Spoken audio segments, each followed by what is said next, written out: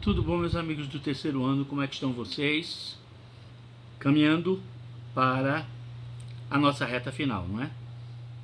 Outubro vem aí com o Enem e a gente trabalhando com a matéria. No início dessa semana, não é? Anteontem, nós colocamos aqueles exercícios que vocês podem usar como revisão no material que vocês têm, não é? Com o material do FTD, não é? Quem tem esse material desde o primeiro ano, não é? Já tem todo o material que vai usar, que usou ao longo desse ensino médio todo, não é? Fazer os testes. Outra coisa importante que eu sempre coloco e sempre relembro: veja as aulas com o livro aberto, não é? Eu faço um resumo seguindo a ordem do livro. Claro que eu acrescento algumas coisas, coloco algumas coisas a mais, dou algumas informações que o livro não traz. Aí por isso você pode, junto com o livro, usar um caderno de anotações para acrescentar essas informações que eu posso dar além do que tem no texto. Além disso, o livro da gente, além do texto teórico, ele tem um amontoado de ilustrações maravilhosas. E todas essas ilustrações têm comentários, que são uma informação a mais sobre o que você está vendo. Cada capítulo começa com uma introdução, tem sempre uma provocação, não é? Ou uma comparação com o mundo de hoje, quando estamos falando do passado, ou então uma notícia daquela época que é comentada para mostrar, né, a influência dos meios de comunicação naquele momento.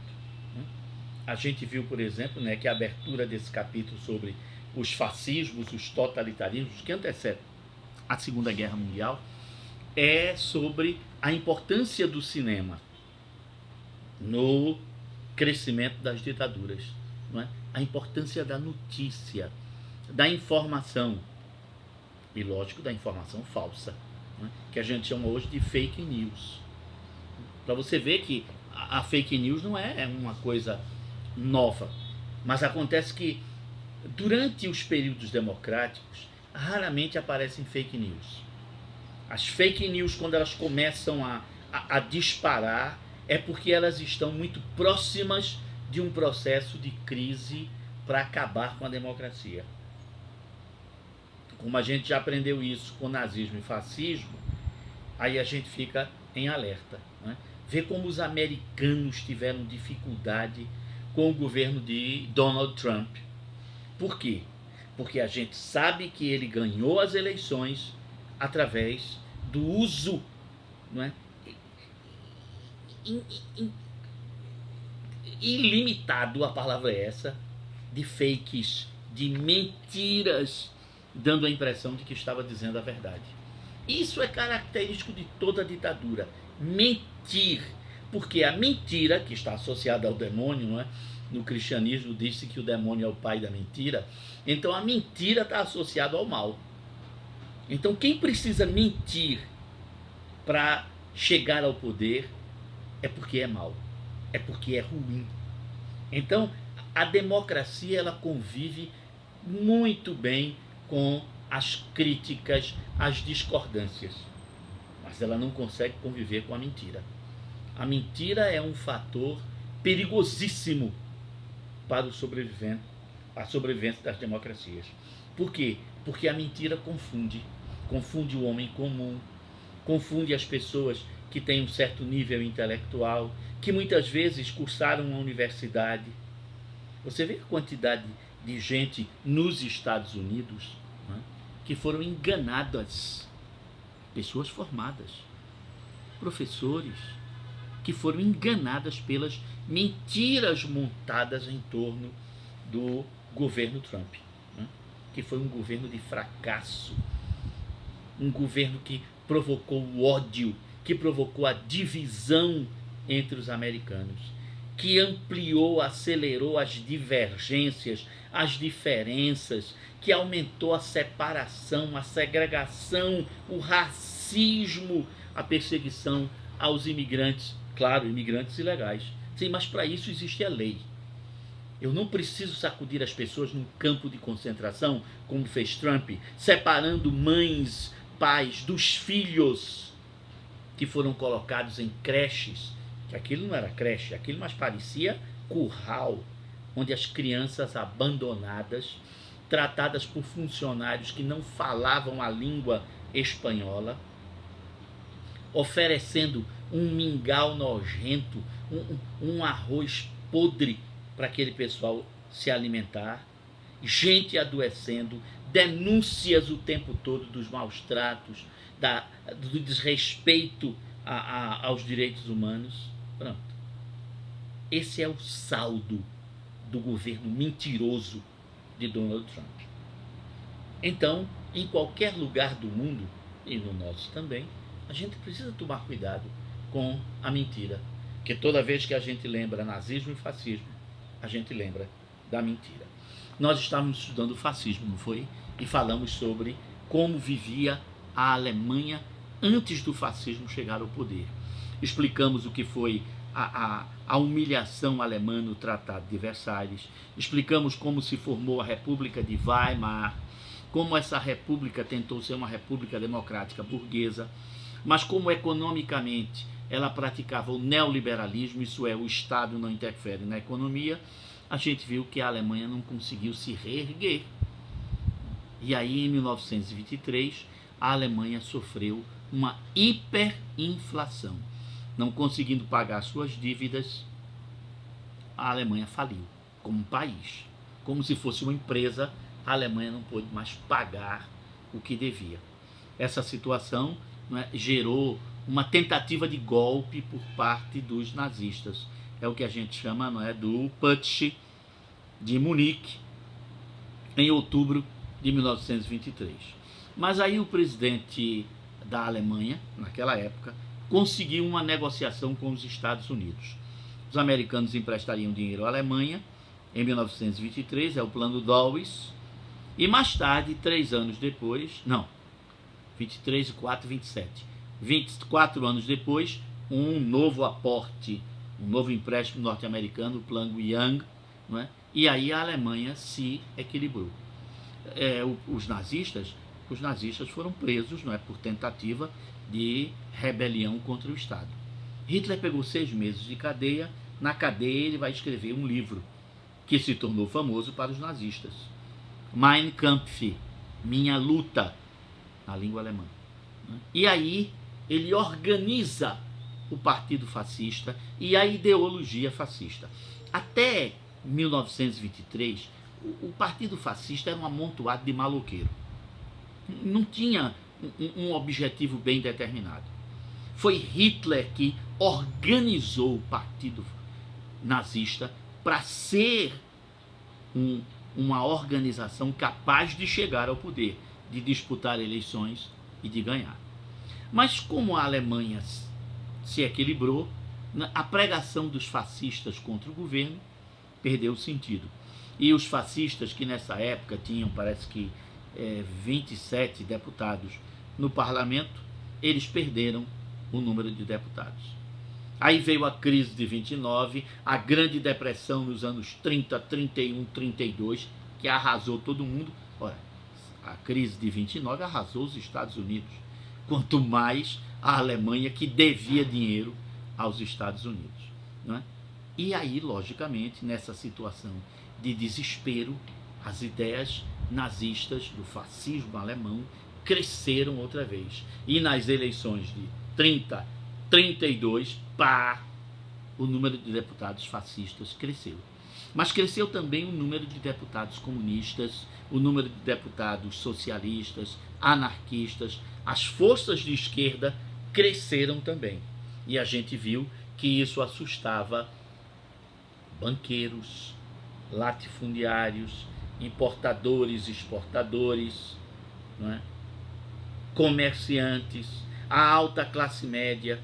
Esse povo vivia assombrado com a possibilidade de a Alemanha ter uma revolução igual àquela que estava acontecendo na União Soviética, né? A ditadura de Stalin. E se a gente tiver uma revolta comunista aqui na Alemanha? Então esse medo do comunismo, esse anticomunismo, foi um fator, uma espécie de impulsionador para que os partidos de direita, que brigavam entre si, terminassem se unindo em torno da ideia do partido nazista. Se a gente continuar com essa democracia, permitindo comunistas, anarquistas, socialistas terem vez e voz no parlamento, a gente vai terminar virando uma União Soviética.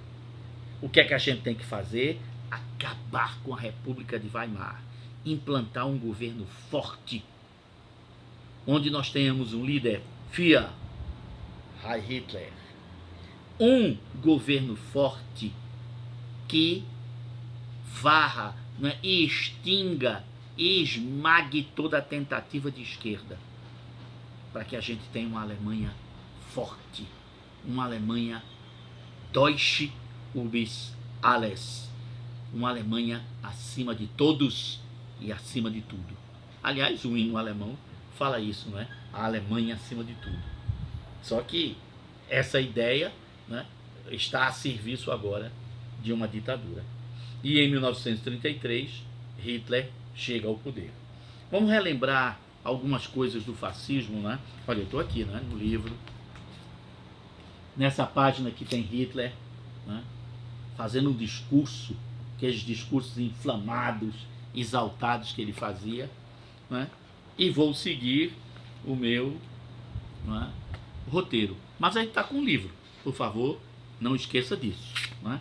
Então, quais são as origens do nazismo? A insatisfação social com o Tratado de Versalhes, o revanchismo, a vingança, o nacionalismo exaltado, somos uma raça superior, a raça ariana, uma propaganda militarista, sem um exército, uma marinha, uma aeronáutica, a Alemanha não pode ser forte. Um ardor anticomunista, são os comunistas que podem pôr em risco, né, o futuro da Alemanha. E uma coisa que caracterizou especificamente o nazismo, o antissemitismo.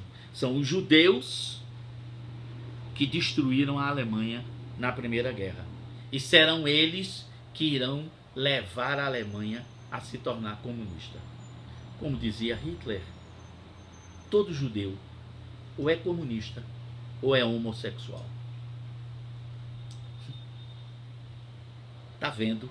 Eu preciso desenvolver o ódio. E eu tenho que arranjar alguém para odiar. Tá vendo os discursos como é que são? Seguindo, os nazistas, como vimos, inicialmente formavam milícias, um amontoado de desocupado, de desordeiro, que saía usando a violência contra comunistas, contra judeus, contra anarquistas, socialistas de uma maneira geral. Né? Algo que, obviamente, a polícia não concordava, e vez por outra se misturava, e se resolvia, ia-se para a delegacia, vai, não vai, mas na prática não terminava dando em nada. Não é? Se bem que muita gente, não é, da centro-direita reclamava desse amontoado de arruaça. Mas nada se resolvia. As coisas iam passando, essa ilegalidade continuava acontecendo. Aí ninguém dizia, mas foi somente uns judeus que levaram umas porradas, não é tanto problema assim. Ah, não, foram uns travestis, uns homossexuais, esses anormais, merece apanhar mesmo. Quem é que vai se preocupar com isso? A Alemanha tem mais coisas. Você está percebendo? Ah, prenderam uns ciganos. Ah, são uns eslavos, uns imigrantes, isso aí não tem problema. A gente tem coisas mais importantes na Alemanha para pensar. Esse discurso de, são os outros, não somos nós, é o primeiro passo, né, permitir a violência contra alguém ou contra um grupo é o primeiro passo para você depois mandar matar esse pessoal. Os campos de concentração, tá lembrado? Não nasce de repente, né? Tem um processo que vai criando e desenvolvendo esse ódio. Muito bem, essas milícias são chamadas SA, não é? Sturm, não sei o que, na língua alemã, que quer dizer grupos de assalto. Depois, como esse negócio estava muito ilegal, se resolveu fundar um partido para dar legalidade a essas ideias, que é o NSDAP, sigla alemã que significa Partido Nacionalista dos Trabalhadores Alemães, ou o Nazi, como era chamado. Tentando imitar Mussolini na marcha sobre Roma, não é? Em 1922, os fascistas lá em Munique tentam também uma marcha, só que eles não tinham a organização dos fascistas italianos, né? Eram 23 gatos pingados que no máximo, né, conseguiram umas 100 e poucas pessoas para fazer um protesto em Munique, né? Começaram quebra-quebra e reclamando contra o governo. A polícia cercou, alguns fugiram, 23 nazis serão presos, entre eles Hitler. Adolf Hitler, a gente já sabe, foi um militar condecorado na Primeira Guerra Mundial. Ele nasceu na Áustria, mas como ele serviu no exército alemão, ele adquiriu cidadania alemã, se tornou alemão. Na prisão, ele escreve Mein Kampf, Minha Luta, onde ele vai pôr em ordem, organizar a ideologia marxista. E o que é a ideologia marxista? O que prega o marxismo? Militarismo. Sem forças armadas fortes, a Alemanha nunca será ninguém. Nunca será nada de importante. Estrangeiros não são bem-vindos. Estrangeiros servem para trabalhar para a raça superior, que é a raça alemã, a raça ariana. Nacionalismo exaltado. Nada pode estar acima da Alemanha. Cuidado, cuidado. Não confunda patriotismo, que é o amor à sua pátria e o respeito à pátria dos outros, com nacionalismo exaltado. Nacionalismo exaltado é: minha pátria é melhor do que todas as outras. E a pátria dos outros não tem valor nenhum. Tá vendo a diferença? Patriotismo, amo a minha pátria, respeito a pátria dos outros. Nacionalismo exaltado, minha pátria é acima de qualquer coisa, e a pátria dos outros que se dane. Isso é um perigo. Etnocentrismo é você se julgar superior aos outros. Consequentemente, se os outros são inferiores, eles têm que trabalhar para mim.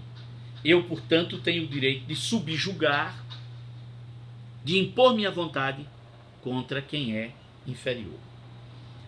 Antissocialismo. Qualquer coisa de esquerda é vista como um perigo. E quando não existe o perigo, a gente inventa, a gente mente. E anticomunismo. Ditadura só a nazista. A ditadura stalinista não tem valor. Um raciocínio idiota, né? Se eu defendo para mim uma ditadura, eu não posso reclamar da ditadura alheia, né? É a mesma coisa. Eu vou dar uma hipótese, vou criar uma hipótese absurda. Imagine um brasileiro que vá para as ruas com outros brasileiros defendendo o fechamento do Supremo Tribunal Federal, defendendo, né, o fechamento do Congresso, né, defendendo ditadura militar. O Brasil deve instaurar uma ditadura militar.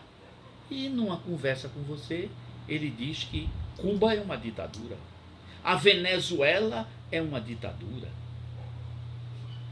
Oi, que contrassenso. A ditadura da Venezuela, a ditadura de Cuba. E aqui você defende uma ditadura aqui? Quem aponta o dedo contra as ditaduras de fora deve querer que o seu país seja democrático e não seja uma ditadura. Mas é óbvio que esse exemplo que eu estou dando é uma hipótese, Não é? Uma pessoa não podia ser tão imbecil, uma pessoa não pode ser tão idiota, uma pessoa não pode ter uma inteligência oscilando entre ameba e ostra, ou um QI de samambaia de plástico, para desenvolver uma ideia desse tipo. É um contrassenso. Ah, meu filho, mas quando a gente está falando de gente que defende ditadura, não existe racionalidade. Infelizmente, não existe. Outra coisa, superioridade da raça ariana. Os alemães são melhores que todos os outros povos do mundo. Antissemitismo. Se existe uma raça inferior, é a dos judeus. Se existe uma raça que tem que ser extinta da face da terra, é a dos judeus. Se o mundo se livrar dos judeus, será um mundo melhor. Um ódio insano, um ódio irracional contra os judeus. Claro que aí você diz que os judeus prejudicaram a Alemanha, todo judeu, entendeu, quer ver o fim dos alemães, os judeus vendem, né, as coisas do mundo, são eles que criam as guerras, que criam a inflação, são os judeus responsáveis pelo desemprego, são os judeus responsáveis por... Eu preciso de um inimigo. É só isso. Para eu acusar. E as pessoas começarem a acreditar, sem pararem e se perguntar: como é que os judeus podem fazer as guerras do mundo? Como é que os judeus podem financiar a falência da Alemanha? Qual é o interesse dos judeus alemães verem a pátria, o país onde eles moram, ir para o buraco? O que é que eles vão ganhar se todo mundo vai passar fome? Não adianta você tentar argumentar com essas ideias. Não há condições. Necessidade de espaço vital. Pan-germanismo. Hitler diz que o povo alemão não mora só na Alemanha. O povo alemão também mora na Áustria. A Áustria fala alemão. O povo alemão também mora na Suíça. Uma parte da Suíça fala alemão. Uma parte do norte da Itália fala alemão. O sul da Tchecoslováquia fala alemão. O sul da Bélgica, o sul da Holanda falam alemão. O sul da Polônia fala alemão. Regiões da Hungria e da Romênia, pequenas regiões, falam alemão. Então, não é possível que nós tenhamos alemães submetidos a povos estrangeiros, a povos inferiores. Onde existir um alemão, aí tem que existir a pátria alemã. Então, a Alemanha precisa ter o tamanho que ela deve ter. Ou seja, a Alemanha tem que dominar essas regiões, porque essas regiões são dela. Por direito. Que direito é esse? Que raciocínio tacanho, maluco é esse? Mas é assim que funcionava. Anticlericalismo. O nazismo, ao contrário do fascismo, que soube usar o catolicismo a seu favor, a Alemanha não gostava de padre nem pastores luteranos. Para a Alemanha, a religião era um perigo, porque ela afastava o povo da vontade de fazer a guerra, da vontade de escravizar, da vontade de vencer, de dominar, de explorar. Religião atrapalha. Então, o nazismo não gosta de religião. Para os nazistas, vai se valorizar a cultura dos povos bárbaros germanos. Então, muitas cerimônias do mundo nazista repetem as cerimônias dos sacerdotes druidas, né? Dos antigos sacerdotes bárbaros, dos povos bárbaros, né? A adoração do sol, a adoração dos astros, né? A adoração de ciprestes, de carvalhos, árvores consideradas sagradas, né? O uso do fogo. O fogo era um elemento importante, né? Nos espetáculos que os nazistas promoviam, nas festas, nos desfiles, né? Havia sempre esse tipo de coisa. Muito bem, com a recuperação alemã, graças ao empréstimo americano, né, o plano Dawes e o plano Young, 24 e 29, tudo se organizou. E aí o que aconteceu? Em 1928, o Partido Nazista tinha somente 2,6% do eleitorado alemão. Ou seja, ele não conseguia eleger 10 deputados.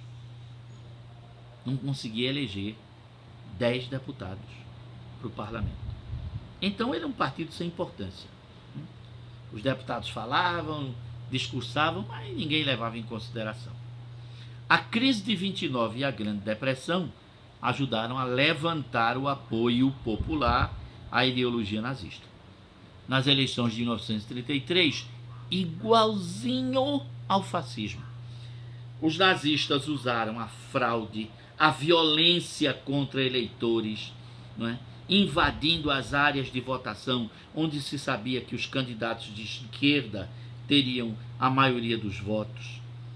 Notícia falsa, fake por todo canto.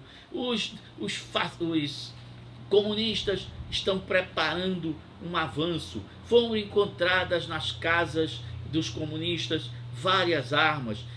Encontramos não sei quanto de munição na sede do Partido Comunista. Tudo mentira. Tudo mentira. Mas mentira, mentira, mentira o tempo inteiro. E, lógico, uma ação espetacular. O prédio onde funcionava o parlamento alemão, o chamado Reichstag, vai ser incendiado. E, lógico, são os nazistas que vão incendiar o Reichstag. Mas eles vão pôr a culpa nos comunistas, nos socialistas, nos anarquistas, nos sindicalistas. Propositadamente vão deixar panfletos apócrifos. Apócrifo quer dizer que não é verdadeiro. Para que quando a polícia fosse investigar, achasse propaganda comunista, propaganda socialista, propaganda sindicalista, anarquista, né, ao redor do incêndio do Reichstag, para fazer as pessoas acreditarem que os comunistas estavam preparando um golpe para tomar o poder. Resultado, isso poucos dias antes da eleição. Gente que ia votar nos comunistas, nos socialistas, no pessoal de centro-esquerda, mudou o voto. O que é que vai acontecer? Os partidos de centro-direita, de extrema-direita e o Partido Nazista terão a maioria dos votos do parlamento. E como a Alemanha era uma república parlamentarista, quem tem a maior parte dos votos vai poder indicar o primeiro-ministro. Você já está percebendo quem vai ser indicado como primeiro-ministro pelos partidos de direita e mais o partido nazista. Exato. Adolf Hitler. Mein Führer, meu líder. Heil Hitler, salve Hitler. Pronto. O presidente da República é um velho general da Primeira Guerra, o general Hindenburg, que não gosta de Hitler. Mas como ele tem a maioria do parlamento, maioria pequena, 53%, mas tem, ele é eleito, escolhido como primeiro-ministro. Você já imaginou? A mesma coisa que aconteceu com Mussolini. Mussolini não chegou a primeiro-ministro. Qual é a primeira medida dele como primeiro-ministro? Não é? Com o apoio dos partidos do centro e de direita, temerosos de um golpe comunista, o presidente Hindenburgo nomeia Hitler primeiro-ministro. Reichskanzler, como dizia, né? Chanceler do Reich.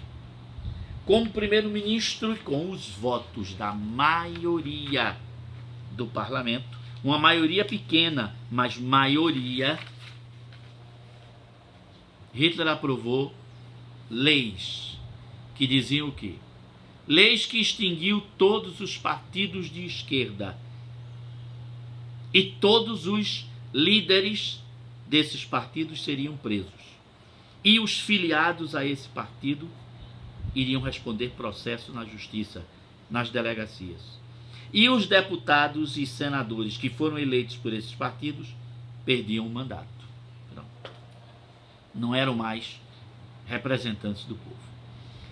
Criava-se um totalitarismo. O Estado é mais importante do que os cidadãos. Cuidado com frases. Imagine que alguém cria uma frase maluca como Brasil, não é? Acima de tudo. Eu estou dando um exemplo maluco, não é? Ninguém vai criar um negócio desse, não. Os brasileiros é que são importantes. O Brasil só é grande se os brasileiros forem grandes. O Brasil só será rico se os brasileiros forem ricos. Se a gente não tiver gente com fome, se a gente não tiver gente sem escola, se a gente não tiver gente sem emprego. É isso que faz um país grande. Então o Brasil não pode estar acima de todos se todos os brasileiros não têm acesso ao mínimo. Não é isso? Mas é claro que eu estou dando uma ideia maluca, é só para fazer uma comparação doida. Aí eu crio, né, essas analogias completamente absurdas, que você sabe que isso não existe aqui. Seguindo, criava-se uma polícia secreta, Gestapo, a polícia do Estado, polícia secreta do Estado alemão. Implantava o controle com a detenção, a prisão, o julgamento e a execução, pena de morte, de qualquer indivíduo considerado inimigo do país, inimigo do Estado, em especial os judeus. Ou seja, quando o judeu era preso, ele praticamente já estava condenado à morte. Criava-se o Ministério da Propaganda. Ficou nas mãos de um camarada inteligentíssimo, eu diria hoje, não é, um publicitário competente, que era Joseph Goebbels. Se escreve Goebbels, você vai ver aí no livro Goebbels, mas se pronuncia Goebbels. Joseph Goebbels queria promover, divulgar, incentivar e impor a ideologia nazista através dos meios de comunicação de massa. Panfletos, cartazes, revistas, livros, outdoors, através do cinema, do rádio, da música, do teatro, de espetáculos os mais variados possíveis e de desfiles cívicos militares. Pense num povo para gostar de passeata, de farda, de gente com bandeira. E todo mundo levantando o bracinho, Heil Hitler, e aquela loucura, né? E todo mundo desfilando ao redor do fogo sagrado da Alemanha, e todo mundo a gritar Heil Hitler, e cantando, né, músicas ligadas a esse nacionalismo exaltado. Uma verdadeira loucura, uma verdadeira lavagem cerebral. Não era mais gente, era gado, bicho, que obedecia a um adestramento. Morte aos chefes da SA. Tá lembrado que o nazismo começou com aquele bando de maloqueiro? Pois é, à medida que o partido foi crescendo, esse bando de maloqueiros também foi crescendo com o partido, né? Só que continuavam maloqueiros, e maloqueiros perigosos. E Hitler não tinha mais o controle sobre esses maloqueiros, porque eles queriam cargos públicos, queriam ser ministros, mas eles não queriam se submeter à organização do partido, não queriam se submeter ao comando do Führer, do líder de Hitler. Hitler, então, cria um outro grupo, as SS, não é? E, com isso, manda matar os antigos amigos, os antigos colaboradores das tropas de assalto, dos grupos de assalto, da SA. Não é? Foi, não é, a morte de Ernest Röhm e de outros líderes da SA. Em 1934 morreu o presidente Hindenburg. E aí o parlamento nomeou Hitler ao mesmo tempo presidente e primeiro-ministro. Ou seja, agora era ele quem convocava as eleições. e quem podia dissolver o parlamento. Ou seja, ele tinha poderes de presidente e de primeiro-ministro. Todos os poderes da república. O nome disso é ditador. Ditador completo. Tornando-se líder do Império Alemão. Deutsche Reichsführer, em alemão. Líder do Império Alemão. Deutsche Reichsführer. As perseguições aos opositores e aos judeus aumentaram ainda mais. Foram criadas leis antissemitas. Os judeus tinham que andar com uma roupa especial. Tinham que ter nessa roupa uma estrela, a chamada estrela de Davi, para serem reconhecidos. As lojas que pertenciam aos judeus, os comércios dos judeus, tinham um horário de funcionamento e tinham que ser controlados. Judeus não podiam mais cursar as universidades. E nas escolas públicas, eles tinham que ter, dentro da sala de aula, um lugar reservado, distante dos alemães, dos arianos, da raça superior. Não podiam mais morar em todos os bairros. Criavam-se bairros especiais para os judeus, os guetos. Tá vendo? Não começou assim, não foi? Não era assim. Mas você está vendo, à medida que uma ditadura vai crescendo, no que ela se transforma, na monstruosidade. Livros considerados proibidos vão ser queimados. As Olimpíadas de 1936 foram montadas para que os atletas alemães da raça pura, da raça superior, vencessem todas as provas, para mostrar a superioridade ariana. Só faltou combinar com os negros norte-americanos, não é? E com povos inferiores de outros países, que ganharam muitas das provas das Olimpíadas. Para os negros americanos, Hitler, por exemplo, não entregou as medalhas de ouro. Quando os alemães foram derrotados, ele saiu, não é, da tribuna de honra, foi-se embora. Está vendo como é que funciona a ditadura? Intervenção junto com a Itália na Guerra Civil Espanhola. A gente vai falar sobre a ditadura da Espanha, né? Então foi essa guerra que vai levar a Espanha à ditadura. Essa guerra civil vai de 37 a 39. Né? Então, Hitler e Mussolini mandaram aviões, mandaram soldados, tanques de guerra, caminhões de combate, soldados, munições, para ajudar o general Francisco Franco, o ditador, a implantar a ditadura franquista. Na Alemanha, os judeus continuaram a sofrer, né? Apedrejamento das vitrines das lojas dos judeus e dos vidros das vidraças das residências das casas dos judeus. É a chamada Noite dos Cristais, em 1938. E Hitler conseguiu melhorar a situação da Alemanha? Claro. Por quê? A gente sabe que, primeiro, Hitler conseguiu negociar que não se pagasse mais a dívida alemã. Ele convenceu a Inglaterra e a França de que a Alemanha precisava ser uma muralha contra o avanço do comunismo dos russos, o comunismo, não é, soviético. Então, mas para isso a Alemanha precisava se armar. Então, se a Alemanha continuasse pagando sua dívida, ela não poderia ser essa muralha contra o avanço do comunista, dos comunistas. A Inglaterra e a França acharam um raciocínio bom e suspenderam o pagamento da dívida. Ora, com o dinheiro que se pagava a dívida, o que fez Hitler? Hitler passou a investir na industrialização da Alemanha, na indústria bélica principalmente. Por quê? Porque a indústria bélica emprega um número grande de pessoas. Então a Alemanha começou a produzir aviões, navios, tanques de guerra, carros de combate, caminhões para transportar, trens, locomotivas. Deu emprego a muita gente. Reduziu o desemprego à metade. Então os alemães começaram a ter dinheiro para comprar as coisas. Então isso deu uma espécie de alegria, de confiança ao povo alemão, não é? Claro que ele teve apoio de grandes empresários alemães, a família do grupo Krupp, Bosch, Siemens. Né?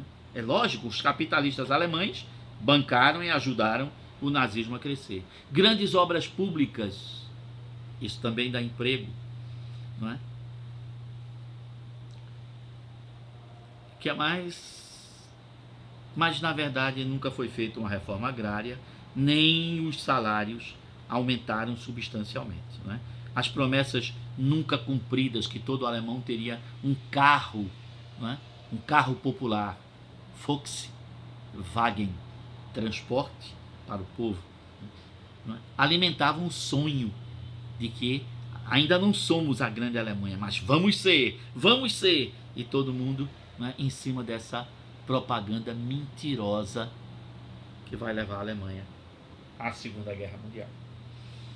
Pronto. Já, em interrupção, né, a gente fala sobre o fascismo espanhol, que está metido nas causas da Segunda Guerra. Aguarda aí.